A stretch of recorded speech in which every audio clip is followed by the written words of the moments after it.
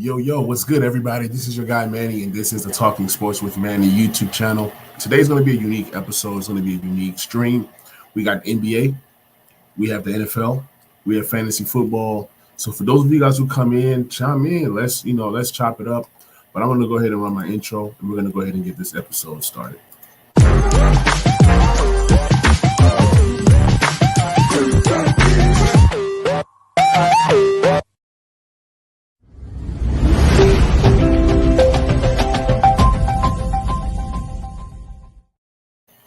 Now I want to go ahead and preview tonight's game, and that's going to be the Patriots versus the Bills. It's an interesting game because, the Bills are, one of the top teams in the NFL, and you have the Pats who they play tough, but they're not quite there yet. So we're going to preview that game tonight, Thursday night. So it's actually one of the better games that the NFL has actually decided to put out for us.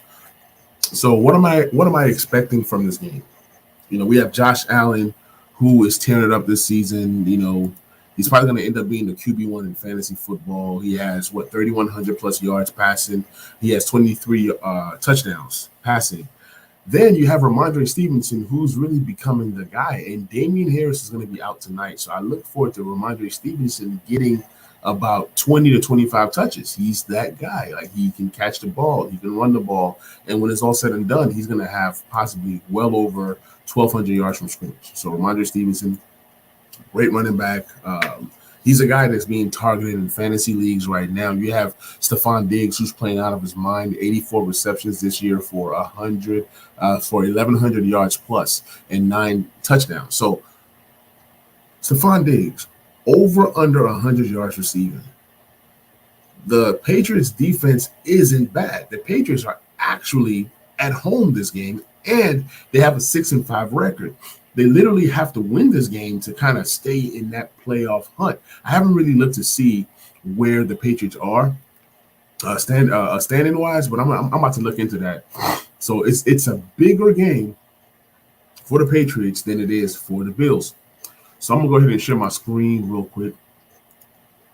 It's real interesting how this year is shaping up. It's shaping up to be a great year. It's shaping up to be an awesome year so far. So looking at the standings, you have, Miami, who's 8-3, and you have Buffalo, who's also 8-3. Then you have the Jets, who are 7-4, and then you have the Patriots, who are 6-5. The NFC East reminds me a lot of the AFC East. Like, it's very similar. Every team in this division has at least 6 or more wins on both sides. And everybody has a winning record. There's nobody at 500, or less. So it's pretty interesting. And then if you look at the playoff standing, if the season ended today, the Patriots missed the playoffs because the Jets have a 7-4 record. So the Patriots literally need to continue to win to stay up there with teams like Cincinnati and the Jets. It's going to be interesting to see how the playoff shakes out. It seems like the Titans are a lock for that division. It's a weak division. Then you have, Miami most likely winning their division and possibly getting the bye. So, yeah, they have a shot for a bye. If Miami continues to win and Kansas City slips up, who's playing Cincinnati this week, a lot could happen. So it's real interesting to see how things are shaping up. We got Timeout Sports in the building, man. Timeout Sports says, we caught a break with a pick. We should have been running. We got to clean some things up. Yeah, absolutely. The Commanders literally, to be honest, when I watched that Commanders game, I literally thought it was over. I literally thought that we've lost because they were moving the ball. And as they were moving the ball, I was like, man, this is going to be one of those days. It's going to be one of those games. And had Atlanta run the ball, they possibly could have won that game. Shout out to water. I'm drinking a gallon. I've been drinking a gallon now. From time to time, I do a gallon of water. Started back up again yesterday. So I'm like halfway through, and it's 4:09 Central Time. So I have till about 9 p.m. tonight. So I got 5 hours to go, and I'm about halfway done. So we'll see what happens.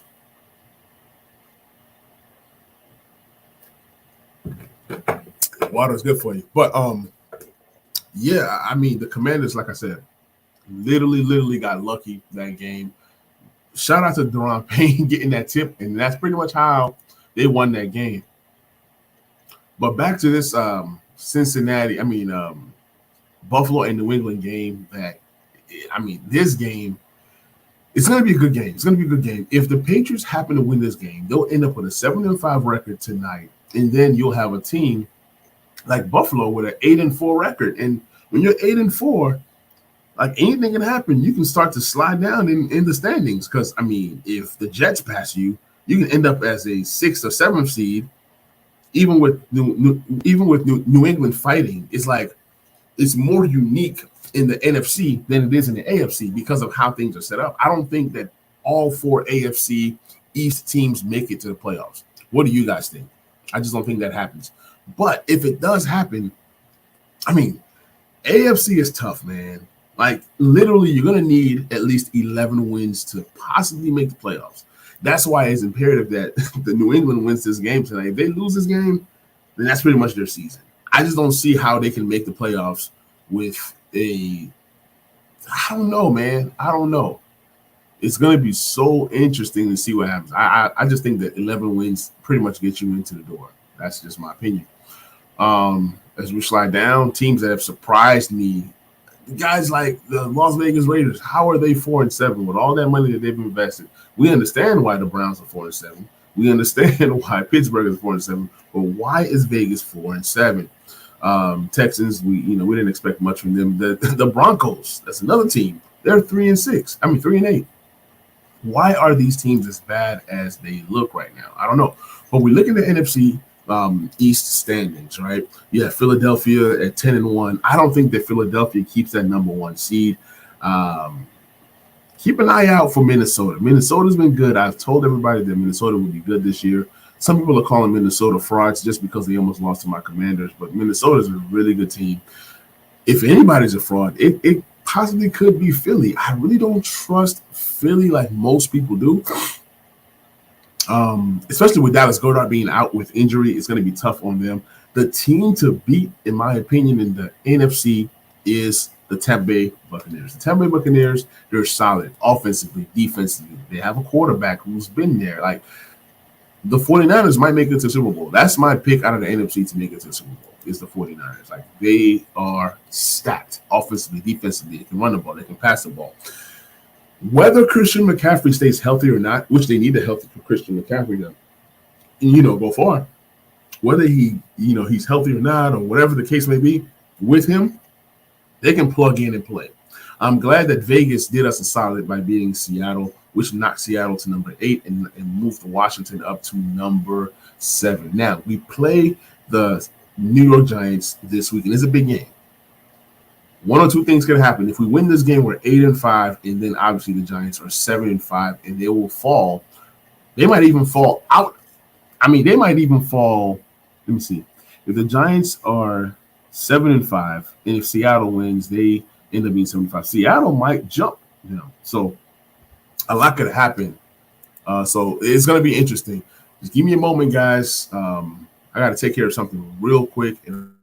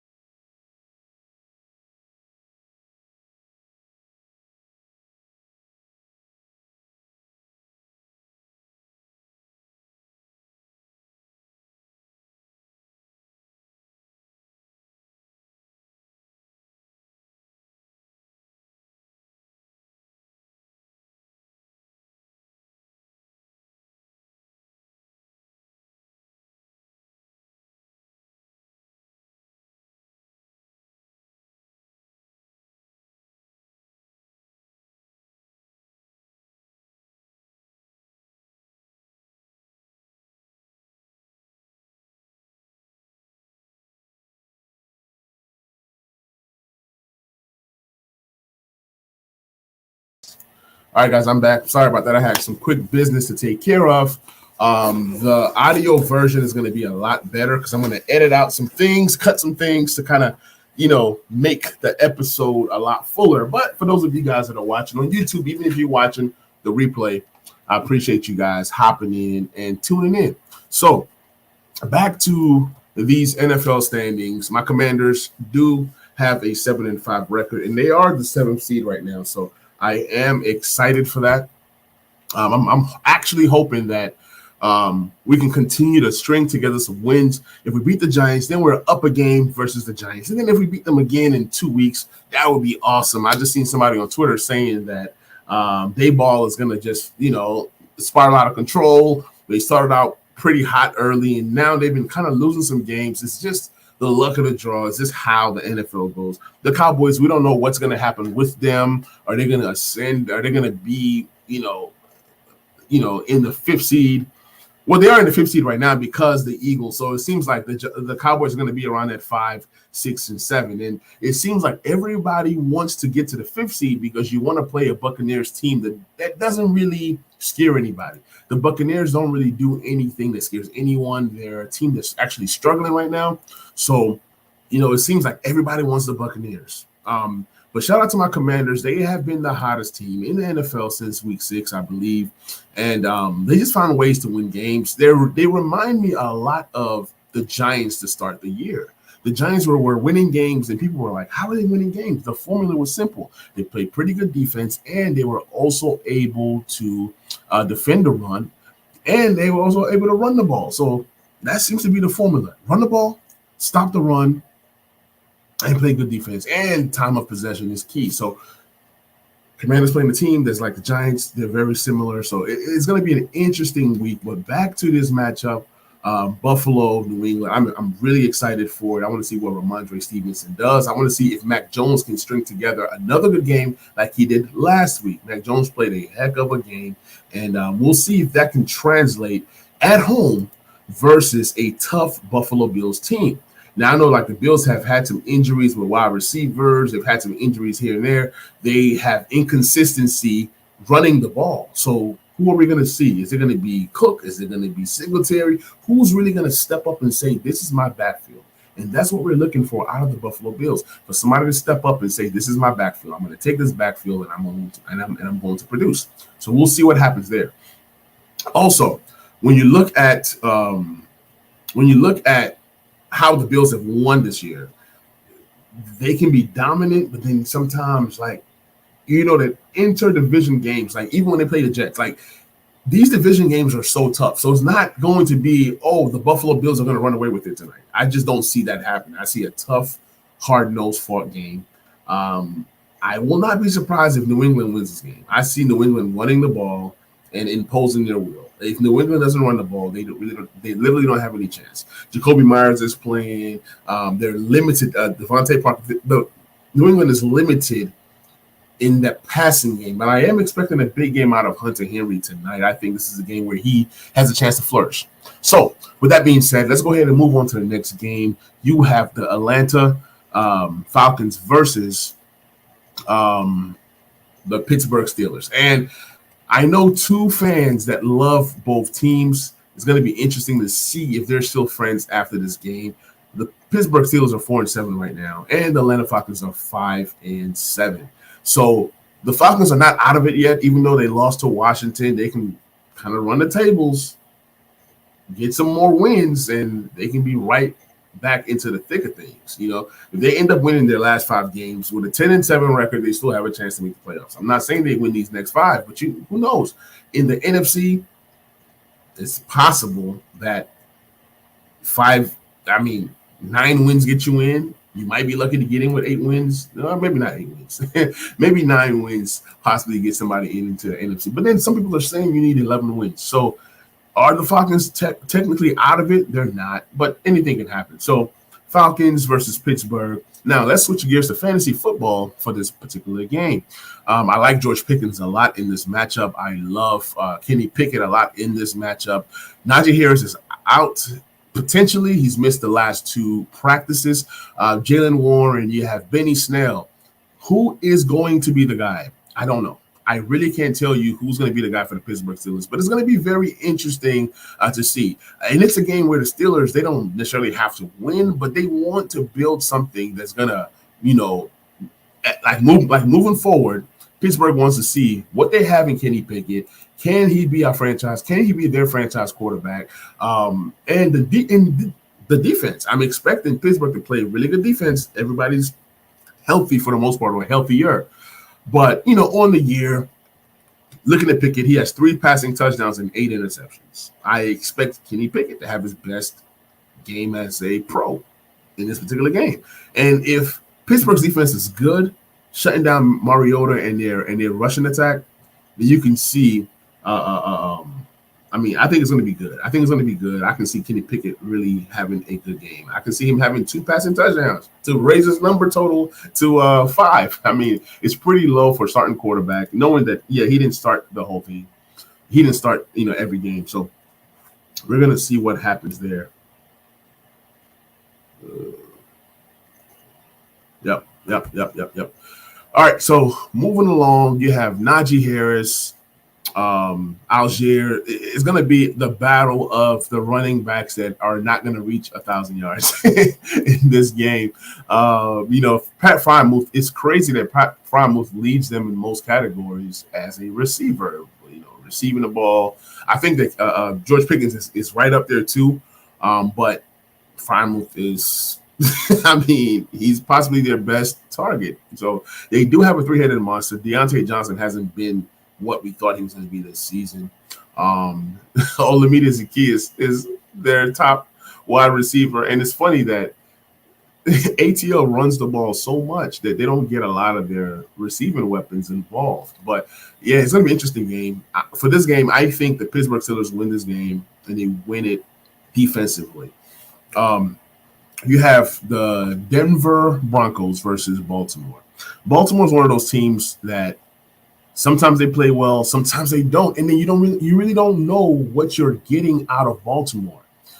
I wouldn't be surprised if Denver makes this game tough for them. And then with Lamar Jackson being banged up, and then he just started practicing again today, so it's like, what really happens there? For fantasy purposes, I'm still going to start Lamar Jackson, but there are tons of guys that are saying bench Lamar Jackson this week, and I don't blame you.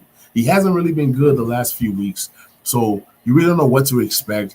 Denver Broncos, they have how many running backs? It's like a running back by committee. You don't know what you're getting out of these guys. Russell Wilson is playing so bad. Some are saying that Russell Wilson has lost the locker room. I don't know what's going on. Is Sierra happy? Is he happy? I don't know what's going on with Russell Wilson, but something needs to happen. Something needs to change for this team. So we'll see. We will see. Now, moving on along to the next game, you got Green Bay and you have Chicago Bears. 2 teams that have not met expectations this year, especially Green Bay. Aaron Rodgers was injured last week. That kind of sent him out the game. Knowing Aaron Rodgers, he's a guy that is proud. He's proud, and he's not going to want to miss this game. He's not. So I can see a scenario where he actually comes in, he plays well, and they beat the Bears. Now, there could be a time where Green Bay shuts down Aaron Rodgers. Technically, they're still in the playoff hunt, even with 8 losses.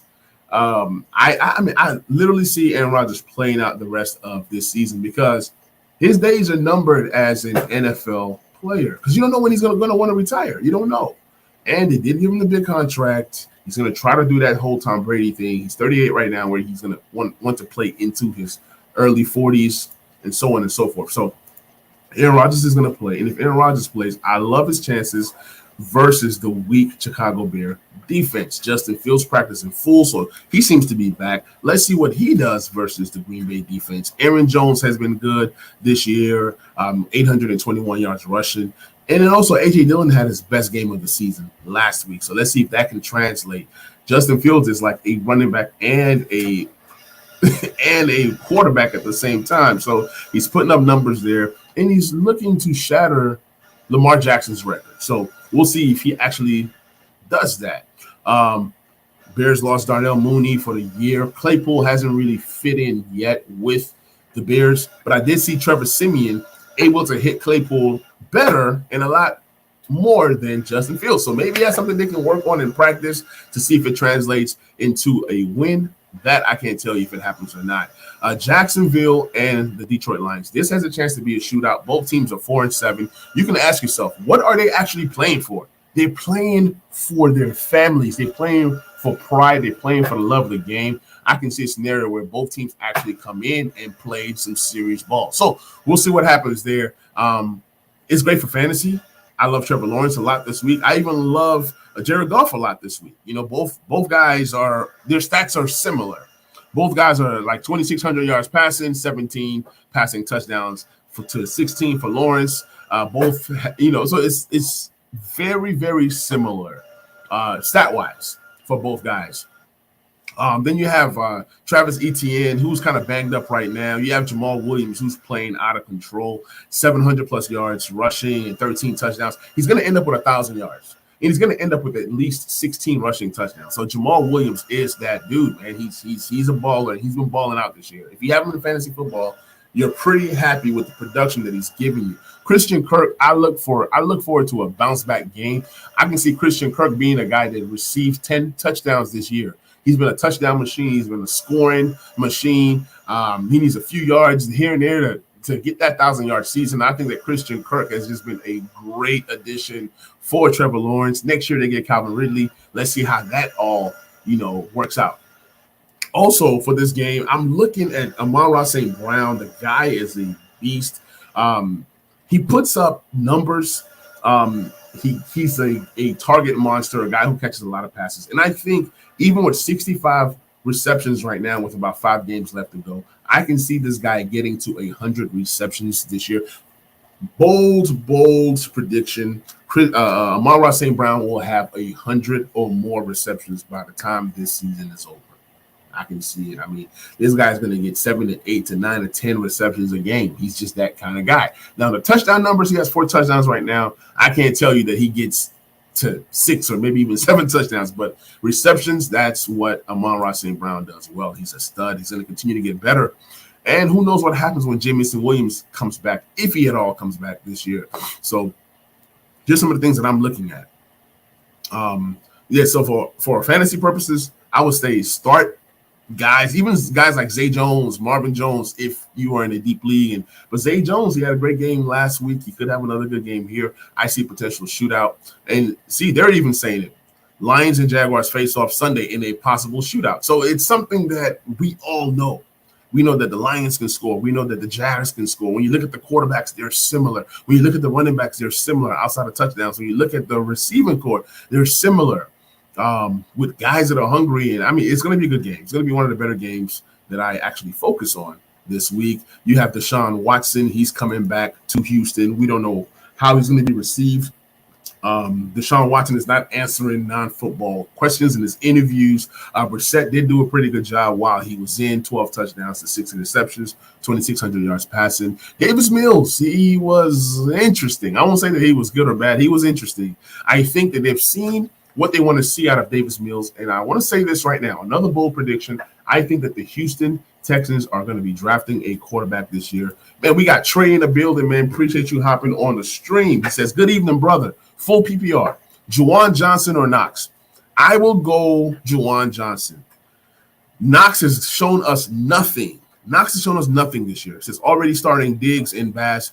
Add Knox, and it feels like you have to rely on a team on a Thursday night game. Exactly. Yeah, you do not want to rely on one team on a Thursday night, especially a guy like Knox who has not produced. So if I'm you, man, brother, I am going Juwan Johnson over Knox.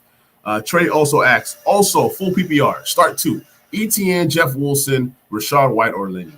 It's interesting because Leonard Fournette practiced in full today. Right? But Rachaad White had the game of his life last week. And it seems like the team is going to go more towards Rachaad White than Lenny. Like, even Rachaad White started 2 weeks ago in the same game that Lenny got hurt. So, starting 2, if Etienne is fully healthy, give me Etienne. With Jeff Wilson, it's tough. They're playing a tough opponent this week. They're going to be playing the San Francisco 49ers. So, I eliminate Jeff Wilson. So, give me Etienne and give me Rachaad White. And if, let's say that ETN is hurt for whatever reason is, I will start Rachaad White and Lenny. I think that both guys get off this week. Both guys can catch passes. Both guys are threats at the goal line. But give me Rachaad White and ETN. And then Trey also asked, lastly, Tua or Dak? It's interesting. Tua is playing against San Francisco, which they take a lot of their systems and plays and all that from San Francisco anyways. But defensively, San Francisco is legit. Give me Dak. I will take Dak over Tua this week. Appreciate the questions, man. That was fun. If you guys have more questions, comments, drop them into the comment section. You guys know how we do it. So back to this Houston and Cleveland game. It's going to be interesting. I don't know what Deshaun Watson does this week. Trey says, you're the man. I appreciate it. Anytime, brother. Appreciate you hopping on the stream, man. I don't know what Deshaun Watson does. He hasn't played football like 1 in 2 years, but I am starting him in several leagues where I need a quarterback, especially in Superflex leagues. Everybody was hyped on Dameon Pierce this year, and, rightfully so. He's going to be one of the top 5 runners in terms of rushing yards when it's all said and done this season, potentially, because, things could happen. There are other running backs that are up there in yards. Shout out to Nick Chubb, man. Nick Chubb is solid as it comes. 200 carries for 1,000+ yards, 12 rushing touchdowns. I'm hoping that Nick Chubb gets to 20 rushing touchdowns this year. If he does, then that means I won every league that I have Nick Chubb in. That's what's going to happen. If Nick Chubb gets to 20 touchdowns, that means I won, literally, a lot of money this year. Because I have a lot of Nick Chubb in redraft and several different leagues. And, yeah, he's been great this year. Amari Cooper has been solid. This might be the best year of Amari Cooper's life. I mean, he has 7 touchdowns right now. He's been a touchdown guy, a guy that gets 7 or more touchdowns, so which is good for Amari Cooper. 57 receptions right now. He's going to surpass that 1,000-yard mark. I think he's going to be like around 1,100, 1,200, especially with Deshaun Watson. Let's just say that Deshaun Watson actually balls out, then Amari Cooper, stock is going up. So Amari Cooper's a guy that if you can still trade for players, you go ahead and get Amari Cooper. Even if you're like in a dynasty league right now and have a chance to get Amari Cooper, get him, because we want to see what this dynamic looks like between Amari Cooper and Deshaun Watson when that time comes. Brandon Cooks, good player, bad situation, playing against the Browns defense, who should improve with a better quarterback and more sustaining drives. I expect the Browns defense to dominate the Houston Texans. Even with a quarterback change in Kyle Allen, the Texans are still pretty terrible this year. They're pretty terrible this year. So I don't really know what's going to happen or how that's going to go. Moving on to the next game, you have the Jets versus Minnesota. Mike White could be the future. I like Mike White. I'm a fan of Mike White. I'm glad the Jets made that change to Mike White. Guys like Garrett Wilson to the moon. Guys like Elijah Moore being revived. This guy right here he's saving souls, man. He's saving souls and he's blessing the people with his presence. Appreciate you, Mike White. You're doing a lot of good things for fantasy football community right now and for the New York Jets. Zach Wilson has been so bad. And I'm a big Zach Wilson fan. 4 touchdowns, 5 interceptions, 1,200 yards passing. The guy has been so inaccurate. His mind hasn't been there. They say that Zach Wilson is interested in older women. So I don't know what's going on with Zach Wilson and his well-being. But Kirk Cousins has played solid this year. Hasn't played the best. I mean, this year right now he's at 17 touchdowns and 9 interceptions. He's not going to hit those. He might not hit the 30 touchdowns like he normally hits in, the last 3 seasons. He's been averaging 30 touchdowns a game. This year his interceptions are kind of up. He's had some solid seasons interception-wise. But this year they're actually winning games, and he's doing enough to get his teams win. So it really doesn't matter what his stats look like in real life. Unless you play fantasy football, you're looking for Kirk Cousins to have more of an impact. But they're balancing it with the run game, with Dalvin Cook, at 800+ yards right now, 6 touchdowns. Dalvin Cook is a guy that I'm actually interested in selling in Dynasty. I'm actually going to trade Dalvin Cook right now and see if I can get a first-round pick, Brian Robinson, and a second-round pick. I'll keep you guys posted on that. Oh, man, we got Jacob in the building, man. Jacob, man, what's good? Jacob says, flex. Mike Evans, Latavius Murray, or Lazard.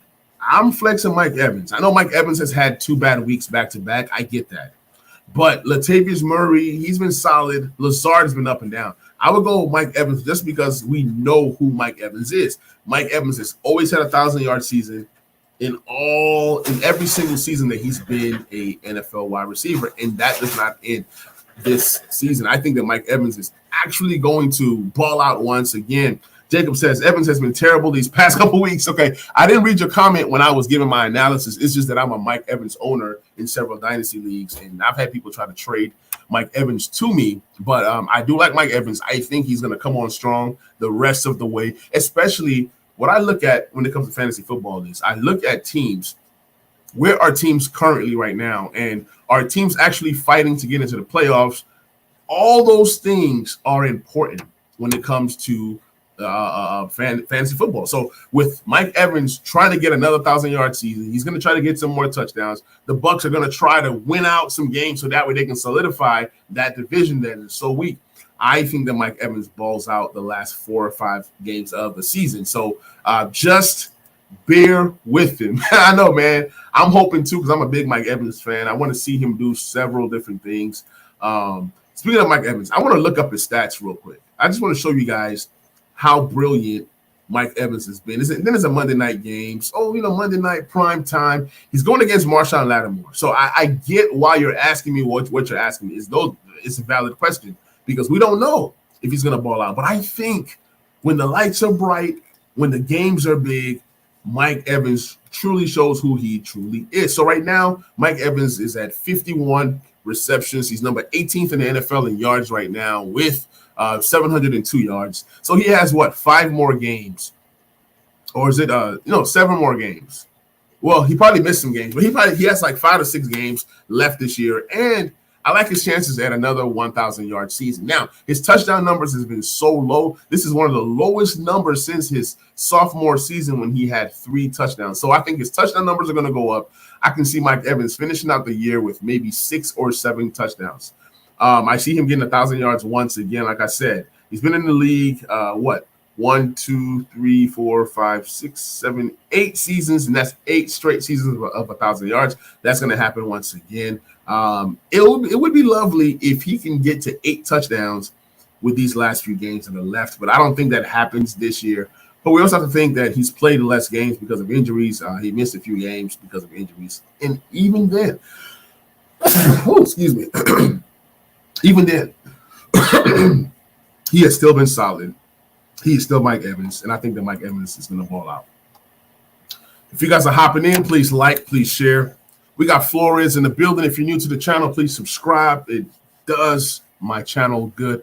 So Flores says, pick 2. Leonard Fournette, Rachaad White, Bam Knight, or Courtland Sutton. Naturally, I'll pick Courtland Sutton because he's still highly targeted by Russell Wilson, and I'm assuming that this is a PPR league. So I will go Courtland Sutton. With Bam, we don't know if James what's his name? James Robinson. We don't know if James Robinson is going to get a role that's defined. But between Rachaad White and Fournette, somebody also asked this question. I'm taking Rachaad White because he's trending up. He's getting involved in the passing game. He's getting involved in the running game. And there's a possibility that Fournette leaves after this season. So why not give the ball to the guy that's younger in Rachaad White? So give me Rachaad White, give me Courtland Sutton. Those are the 2 that I'm going to rock with. James Robinson is just too scary for me with Bam Knight, so I really don't know what to do there. But, give me Sutton and give me Rachaad White.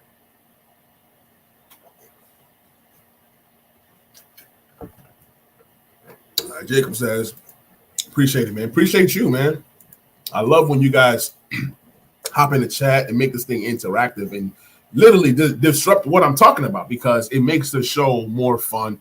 It's better when it's interactive instead of just watching me just sit here and just talk and just ramble at times. So I appreciate the support that you guys give me.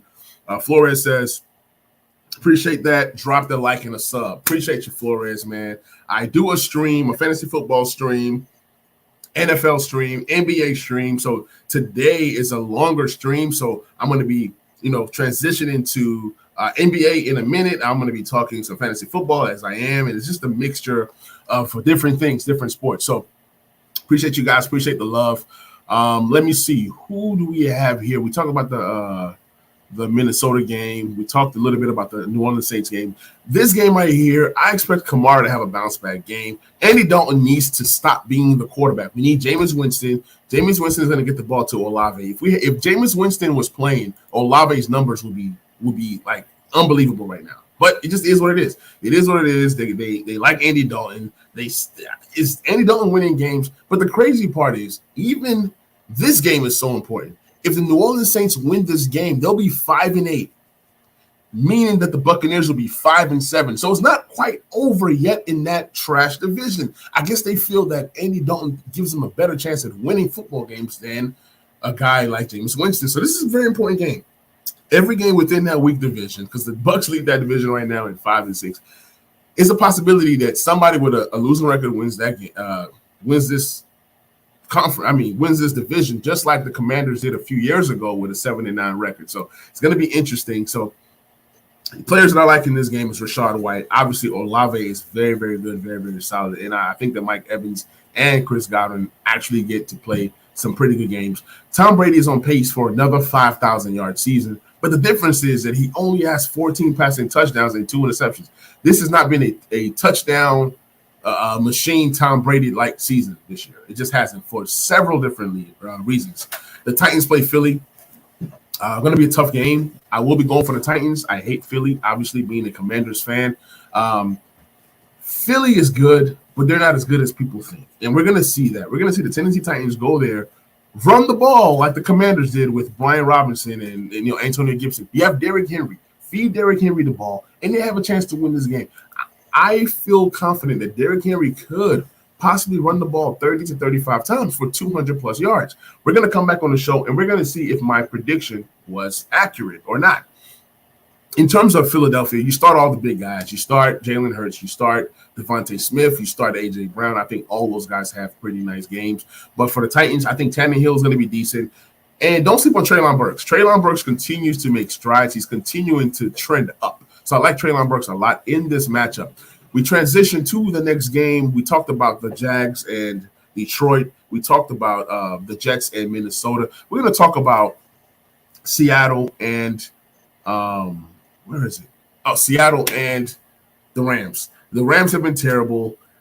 We don't even know if Matthew Stafford is playing. They're saying that Matthew Stafford might not play. Bobby Wagner is going to be facing his old team. Seattle is hot right now. Seattle is actually trying to catch San Francisco. So I see Seattle coming out and hitting these guys in the mouth. Geno Smith has been solid all year, 2,800 yards passing, 19 touchdowns, 5 interceptions. And he's on pace for 30 passing touchdowns this year. Geno Smith has been the man. Geno Smith has taken, like, when I look at Geno Smith and I look at Russell Wilson, Geno Smith took all of Russell Wilson's powers. They switched bodies. So Russell Wilson right now is in Denver playing like the old Geno, and the new Geno is playing like the old Russell Wilson. It's just crazy to me how the NFL works today. This year has been a weird year, but shout out to Geno Smith. He's making guys like Lockett relevant. He's making guys like DK Metcalf relevant. And I'm glad that when people said, hey, I'm not going to draft Lockett, I'm not going to draft DK, I trusted their talent, and I was able to get those guys because they're talented guys. And it just happened to be that Geno Smith was that quarterback that could bring those special talents out of those guys. So for those of us who drafted Matthew Stafford, I'm sorry. I'm sorry, you guys, for your loss. I mean, he's been terrible this year.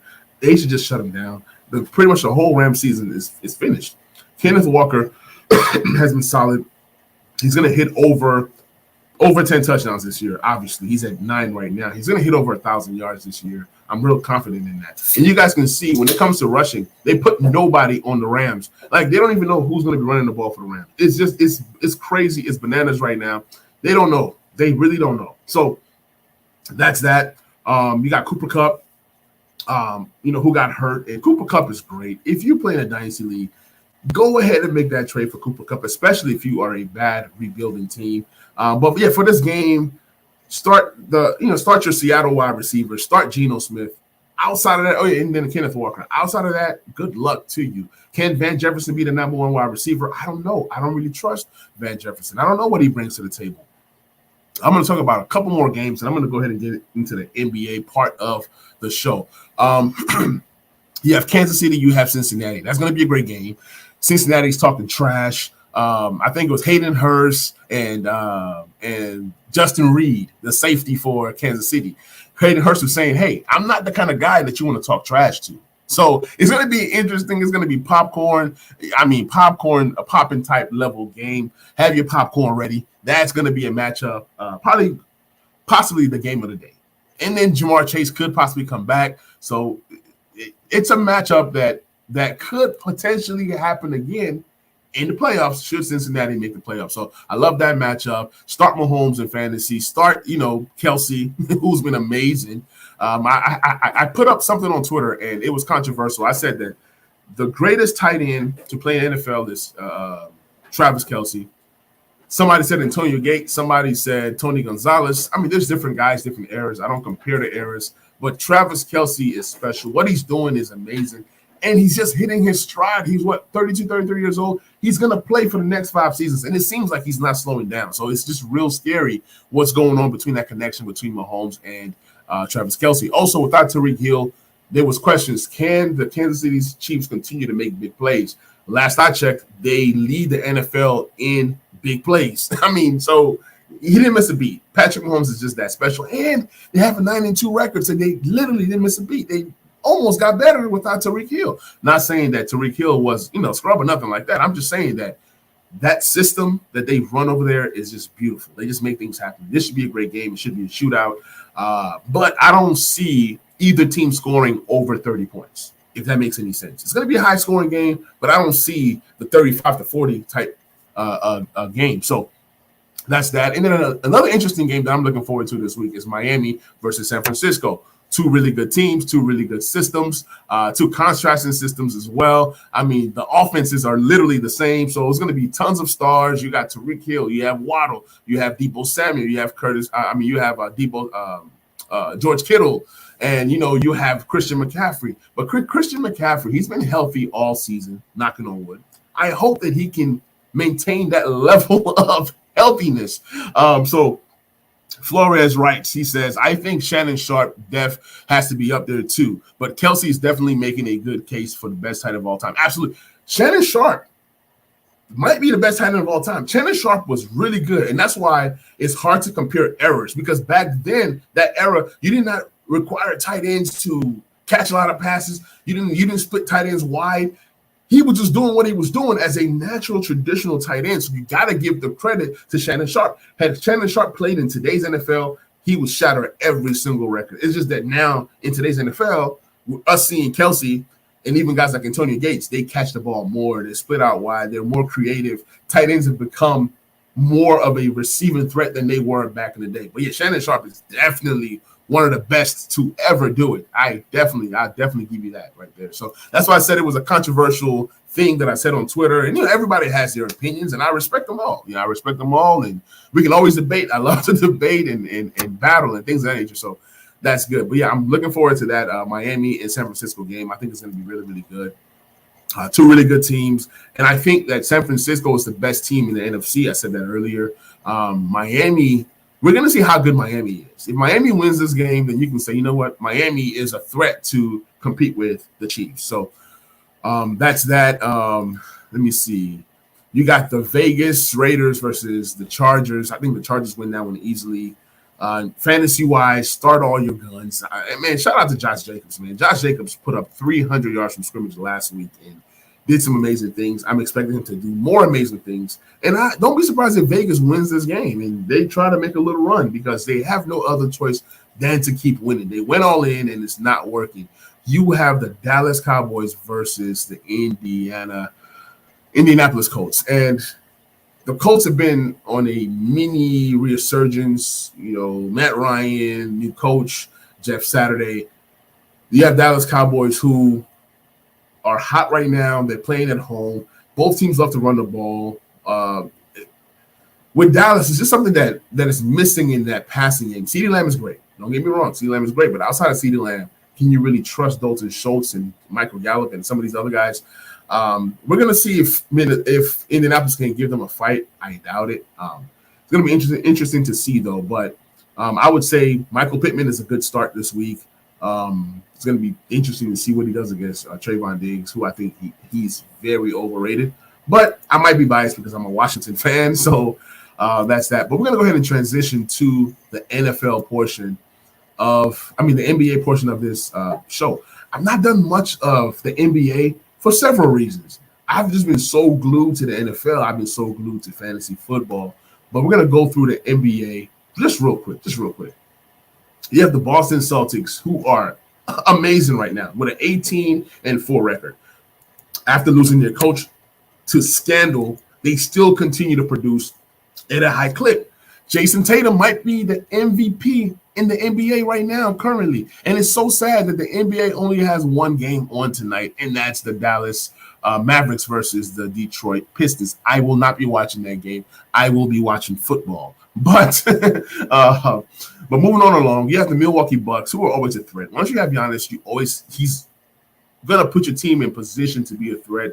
They have a 15-5 record. And mind you, that's without their second best player in Chris Middleton playing any game so far this season. He's due to make his debut on Friday. So I'm excited to see what he adds to the Bucks. And we know that the Bucks also lost Jrue Holiday for some time, but they had guys like Javon Carter who stepped up and played well. Grayson Allen is also playing well. The Bucks are just a solid team. I also thought the Bucks had a great chance to win it all last year. They didn't, but like I said, with having Giannis, a guy that can be an MVP every single year, you have a chance. And Giannis is still young enough, yet old enough to be a vet and know what it takes. He's already won a title, and I think that did something great for Giannis's legacy. I think he's a phenomenal talent, phenomenal player, and he continues to get better. He's now shooting the threes. He's not making free throws. It's scary hours when you're guarding Giannis Antetokounmpo. So we have Cleveland Cavaliers who added a Donovan Mitchell, and we all were kind of confused on to why would they get Donovan Mitchell. And then there's always questions about, is Donovan Mitchell a good leader and this and that. They start out very, very well. They're starting to drop a little bit. They're at 14-8 right now with the Indiana Pacers right on their heels. You have Philly getting healthy. You have Atlanta Hawks trying to get it together. So in the East, is this what you see every year? Teams that are around 500, hovering around 500. A lot can happen between 6 to 10. You even have the Wizards, who are 11-11 right now. Brooklyn Nets, they're trying to win some games. They're 12-11. So with the first quarter of the season being done, a lot is going to change moving forward. A lot is going to change moving forward. So I really don't know what's going to happen. Like, we all can't really tell right now with the season being so young. And then there's going to be some NBA trades, especially when you start looking at the West. But their teams, like, look at Miami right now. They're number 11. They're outside of even the play-in portion of this. So when Jimmy Butler comes back healthy, what do they look like? Chicago Bulls, they're struggling right now. Once they get some things together, maybe make a trade or two, how do they look? You know what I'm saying? They don't deserve to be in the bottom with Charlotte and the Magic and Pistons. We expected those guys to be the bottom feeders of the East. The New York Knicks, what's going on there? Is Julius Randle going to get traded? RJ Barrett is not working out like they thought it would work out. Toronto, a team that's supposed to be really, really good. They're in the middle of the pack, in this play-in scenario. So that can happen, but Indiana is a team that sticks out. They're the team that doesn't make any sense. They're a team that's trying to get rid of Miles Turner and Buddy Hield. But for some reason, they're 12-9 right now, which is not an awesome, amazing record. But for right now, they're the fourth seed in the East. And if the season ended today, they're going to be hosting a playoff game. They're going to have home court advantage in the first round. So I don't see the Pacers staying there, especially if they trade for Russell Westbrook and get those 2 first-round picks and get rid of Miles Turner and Buddy Hield. A lot can change between now and later. We move on to the Western Conference. You have Devin Booker, who's playing unbelievable. I think he had a 50-something point game the other day. Yeah, 51 points. And he's getting MVP considerations as he should. He's that good. Right now, he's averaging 29 points a game. DeAndre Ayton is out there 17, Mikal Bridges. And they're doing all this without Crowder. I'm not saying that Crowder is a beast. I'm not saying that Crowder is that dude. What I'm saying is that Crowder was a big piece of what the Suns were able to do, especially in their championship run and even last season. So without Crowder, that means that the team is not fully healthy or fully available. They still have the best record in the West. And you have the Denver Nuggets right on their heels with a 14-7 record. So even though the Phoenix Suns are dominating, they're not dominating like the Celtics. So even now, once guys like Memphis gets healthy again and New Orleans looks good, I mean, it's fun right now. The Clippers are hanging on to that fifth seed with a 13-10 record. You have Sacramento right here with a 11-9 record. Utah's kind of sticking around. Utah had a great record to start the year, but, as the year goes on, you start to figure out who teams really are. It is surprising to see Golden State at the 8th seed right now with an 11-11 record. Things are going to change. Maybe things don't change. Minnesota, who they were so excited to have Cat and to have Gobert. They traded 4 first-round picks for Gobert, and Gobert hasn't been what they were thinking he was going to be. So it's interesting there, and then now Cat gets hurt. So now what do they look like? Are they better playing one big, or are they better with the 2 bigs that they had? Portland, that's a team to keep an eye out on, man. Anthony Simons has been amazing this year. He's thrown up some amazing, crazy numbers. What is he averaging? 23 points a game, but with the games where Lillard hasn't played, he's averaging closer to 30 points a game. So he's the second leading scorer. Jeremy Grant has exploded. He had a career high the other day for 44 points. He's been averaging over 30 points with Lillard being out as well. So, I mean, these two guys, this nice little trio right there. And you have Yusuf Nurkic, who, steps in with 14-10. So they have a solid team, but do they have enough to make some noise? But shout out to Josh Hart. He's averaging 9 points and 8 rebounds a game. 8 rebounds a game for a guard. He's not even a big guy. And then he's, leads the team in steals. So he's doing a lot of the, how tall is he? He's 6'5". So it's, nice size shooting guard. But he's averaging 8 rebounds a game. I think he leads all guards in rebounds. Josh Hart is amazing. He's amazing. So got to give him his credit there. The Portland Trailblazers, they could be a team that makes some noise, but right now it's crazy in the West. And shout out to the Lakers. They've won 6 out of their last 10 games. They're trending up, and they're going to hit 500 pretty soon. By the end of December, the Lakers will be a team that's either at 500 or a team that's slightly above 500. That's just what I see. I think they're going to start to now get things together. They're now playing better ball, and we'll see where it goes. Russell Westbrook is embracing that role as a bench player. Patrick Beverley's back from suspension while LeBron was out those 4 games. Anthony Davis is playing unbelievable. He's averaging 26 points right now and 12.7 rebounds a game. When LeBron was out, he was averaging maybe 15 or more rebounds a game. So that's awesome. It's good to see Anthony Davis being back to that level, that all-star MVP type level player. I'm not saying he's going to win MVP. I'm not saying that he's won MVP. I'm saying MVP type numbers, 26, 27 points a game, about 13 rebounds, 1.5 steals, 2.3 blocks. That's even putting you into the defensive player of the year category. He's back to being Anthony Davis. Knocking on wood, if he's healthy, he's going to be really good. I think he's only missed 2 games this season, so that's good. That's good. If he keeps it up, he's going to be. That's really good. And then you have Lonnie Walker, who's averaging 16 points a game. You have Westbrook, who's averaging 15. Austin Reeves, who had a great game yesterday, he's averaging 10. Thomas Bryant averaging 9 off the bench. So they got some firepower scoring-wise, including a guy like Dennis Schroeder, who stepped in and played well. So they have some pieces. And then Russell Westbrook is still leading the team in assists off the bench. He only started, 3 games. So off the bench to be averaging 7 assists, that's pretty good. With bringing Westbrook off the bench, it limits his minutes. He's averaging 27 minutes a game right now, which is, pretty solid. And he's not getting those, Lonnie Walker, LeBron, and AD type minutes of 31 minutes a game. But I've enjoyed what I've seen out of Lonnie Walker. I think that, he has a bright future in the NBA. He's going to get paid after the season. Somebody's going to sign him, and he's going to be a cornerstone for somebody else's team. He's 6'4". He's 23 years old. He's just using this Lakers platform here to, better himself. And that's what you do. It's a business. So shout out to Lonnie Walker. But the NBA is interesting right now. We'll see what trades. I don't think the season starts until after December. That's when the season gets really, really interesting. As football starts to slow down, basketball picks up for me. So by January, February. That's when I really focus in on the NBA. But just want to kind of throw some NBA into the stream. I appreciate everybody who was able to tune in. I appreciate everybody who was able to come in and comment.